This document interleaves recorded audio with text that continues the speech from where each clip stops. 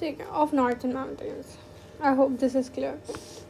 So starting with the northern mountains, we have some drainage systems and everything. So environmental issue, first of all, we did discussed in our previous, in my previous. Let's have this.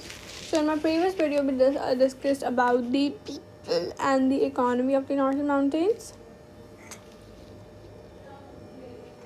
So it's important that you guys must see that video first and then come to have this video. So today we will talk about the environmental issues, starting with the first point, environmental issues. ठीक है, so first of all हमारे पास environmental issues में आ जाती है deforestation.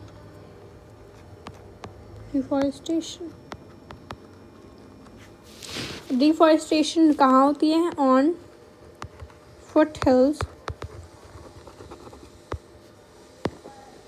of mountains.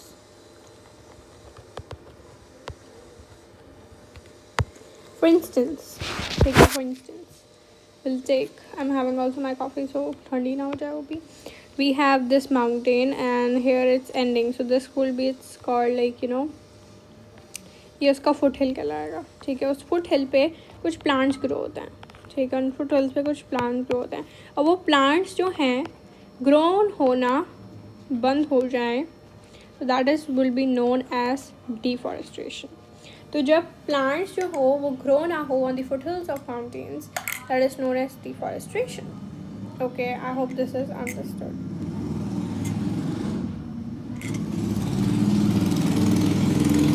That is the number one. The second part of the number one is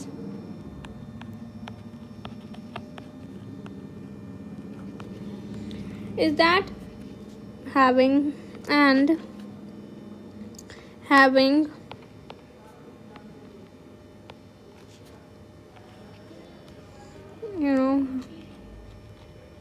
high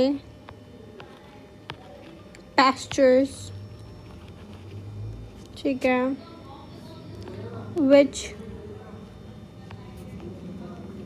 erode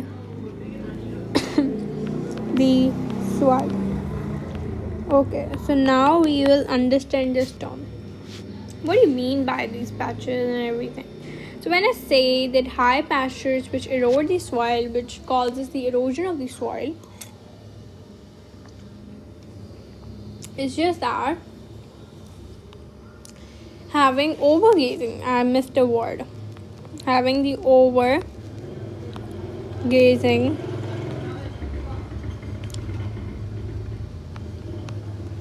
on high pastures. इसका मतलब ये हो गया, ओवरगेजिंग का मतलब हम पहले समझ लेते हैं. ठीक है, जो हमारे लाइफ स्टॉक्स होते हैं, as I told that cattle breeding is life stock जो सारा होता है, that is the main occupation of the northern mountains people. तो वैसे ही ओवरगेजिंग जब होती है, मतलब जो लाइफ स्टॉक्स होते हैं उनका जब देखभाल रखा जाता है. जो लाइफ स्टॉक्स होते हैं वो क्या करते हैं, क्या खाते हैं, what is their food? Their food are the plants. तो ये जो लाइफ स्टॉक्स होते हैं, ये जो एनिमल्स होते हैं, ये ऑब्वियसली माउंटेनियस एरिया पे होंगे. अब वो माउंटेनियस एरिया पे जो फुट हिल्स पे हमारे पास प्लांट्स होते हैं ना, वो इन्हें खाते हैं. द ईट, फॉर इंस्टेंस ये एनिमल है वो उसको खाता है. ठीक है, तो खाता है तो ऑब्वियसली उसकी एक खुराक है, रिजिक है, वो खाता है. बट हमारे पास कुछ ऐसे एनिमल्स जैसे कि रैबिट हो गए.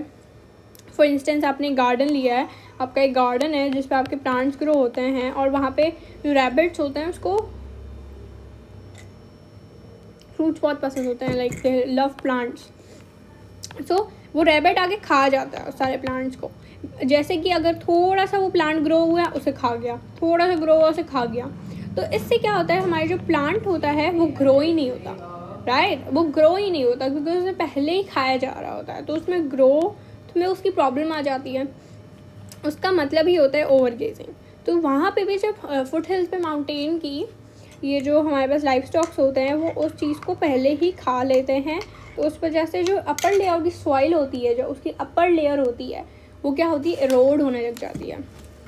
हाई पैस्चर्स का मतलब हो गया जो हाईलैंड एरिया, जो लो एरिया होता है, हम बोलते हैं जिसे जो हार्ड एरिया नहीं होता, थोड़ा सा सॉफ्ट एरिया होता है. फॉर इंस्टेंस अगर एक सॉइल है तो उस सॉइल, अब जैसे कि प्लांट तो ग्रो नहीं हो रहा, तो वो सॉइल किसी चीज़ से चमड़ी भी नहीं है, चमड़ी भी जैसे कि अगर प्लांट्स हैं तो उससे कनेक्टेड होते हैं, ठीक है। सो उनको कोई चीज़ एरोड नहीं कर सकती। एरोड कैसे होती है वो, जैसे कि हमारा रिवर फ्लो करता है, जैसे कि हमारा विंड चलती है, एरोजन, वेदरिंग, किसी पानी जो होता है वो चीज़ों को काटता है। वैसे ही जब माउंटेन्स में से पानी गिरेगा, जैसे मेरे पास for instance if this is a mountain, यहाँ से वो पानी गिरा,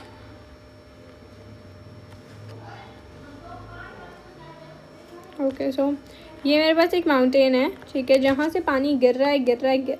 अब वो गिरा तो यहाँ पे मेरे पास सॉइल थी। अब जब पानी गिरा तो जब सॉइल के ऊपर प्लांट्स नहीं थे तो सॉइल ऐसी इतनी स्ट्रॉन्ग नहीं थी कि वो अपने आप को बचा पाए। तो जो पानी होगा वो अपने साथ उस सॉइल को भी ले जाएगा, ठीक है। सो इसलिए हमारा जो लैंड होगा वो अनकल्टिवेटेड हो जाएगा, या आप बोल सकते हैं अनकल्टिवेबल जो होता है, या अनफर्टाइल बन जाएगा, बैरन बन जाएगा। तो डिफॉरेस्टेशन कम हो गई, ज़्यादा हो गई फुटहिल्स की वजह से, ज़्यादा लाइफ स्टॉक उस चीज़ को खाते हैं, तो उस वजह से ये सारी चीज़ें हो जाती हैं। I hope this is clear. Next point we have the same,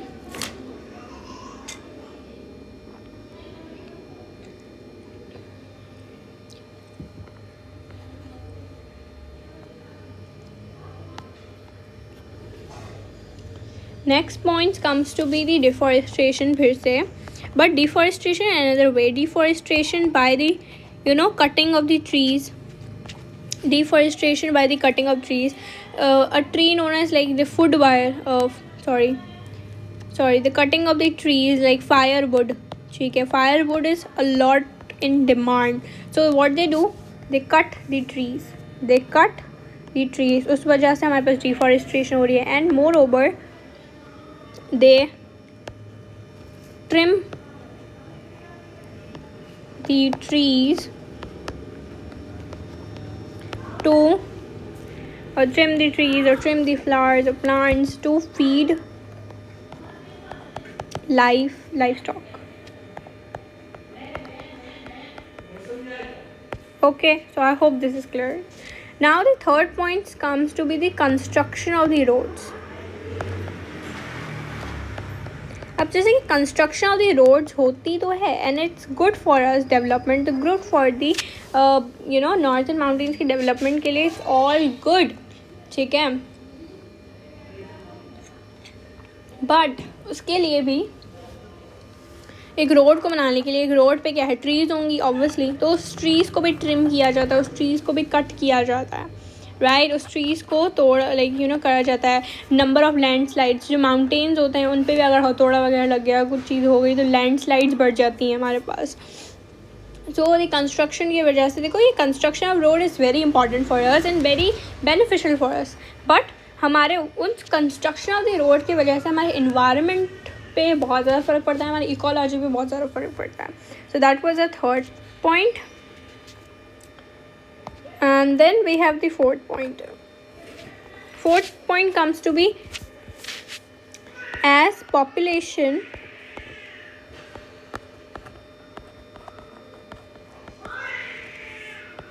is increasing, the pollution is also increasing.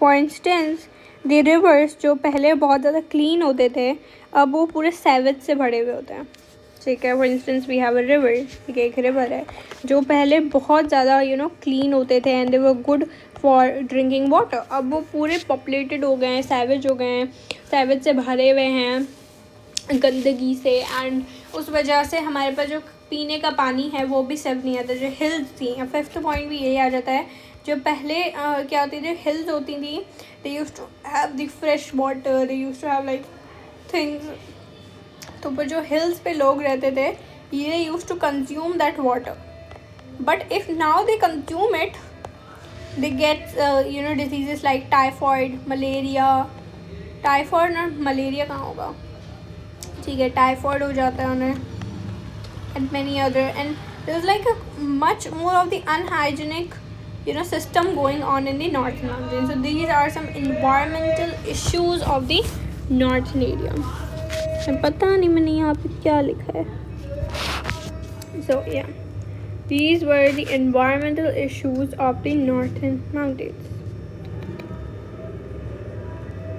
Environmental issues of the northern mountains. Okay, so I hope this is clear to you guys. Thank you so much for watching my video. If you guys have any questions, you guys can just let me know, and I'll be answering you. So yeah, these were the most important 5